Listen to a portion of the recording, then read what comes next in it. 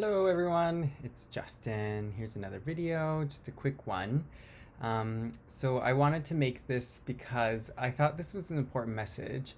I've learned something after doing so many of these assessments and courses, is that at the onset of a course, especially a course that you're not familiar with, like the content, let's say, it can be overwhelming, and it can also be, sometimes you get in this mindset of, oh, like I really don't want to do that, I really don't want to learn that, or I just don't really like that.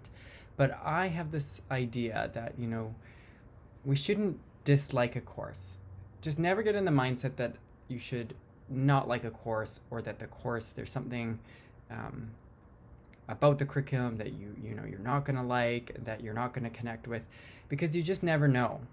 And I discovered this firsthand because, my last course, I was just putting off so much. And because of the title, for one thing, the title, the way I read it, it was on assessment. And I've done work in curriculum assessment before, and I just thought, oh, I don't like assessment. So I kept putting it off. And then when I read what was required, the performance assessments, I couldn't get my mind into that state of like, oh, I'm going to have to write these 3 papers about this. And I just really didn't want to do it. And I let that really hold me back. Because when I actually started to do the assignment, I found something really interesting. First of all, it wasn't that hard. I had created this big mountain that I was supposed to climb over. The initial part of it was hard, in the sense that I had to really think about it, and then once I thought about it, it was pretty straightforward. And then I ended up getting some help as well, just from someone that I know, a friend that kind of had a little bit more knowledge in the area, and they just gave me some information that was going to help the process. And I thought, oh, well, you don't always have to do something on your own. Even if it's not your instructor, maybe you know somebody that can give you a bit of guidance. And that kind of got the ball rolling a little bit more.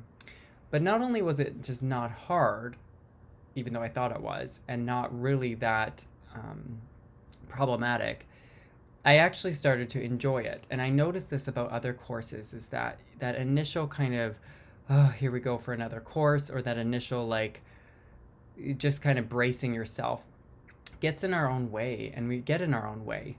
And once I started to just kind of sit down and actually learn the material and start writing and start putting together ideas, I actually was like, oh, maybe I had all these assumptions about this topic.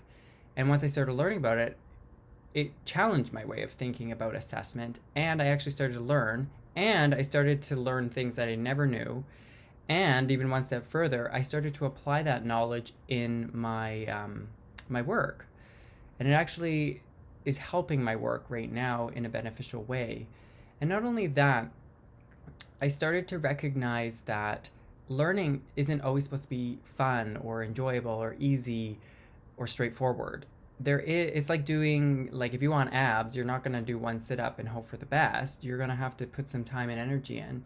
But once you start seeing some results, and once you start actually seeing the benefit of doing something, and you give it a legitimate effort, it can actually flip around and start to inspire you. Like, it started to make me really think about, like, oh, okay, like, how does assessment really function in my job? And by the time that you're, let's say, for me, like 7 or 8 courses in, let's say 7 courses in, you start to also see how things connect, especially in a more specialized degree program. Not like the general electives that you might take in an undergrad, but I'm talking about within my field. I'm studying curriculum and instruction, and I can start to put the dots together. Oh, this is why I learn the ideologies and the theories, and this is why I learn about design, curriculum design, and then the instructional models. And then we start to move into evaluating it, and then assessing it, and then differentiating the learning. It kind of makes sense now why I'm learning what I'm learning in a specific systematic sequence, according to the way Western Governors has sequenced the curriculum within the curriculum design program that I'm in. So that's kind of a weird meta situation. But let's say you're in a Bachelor of Business Administration.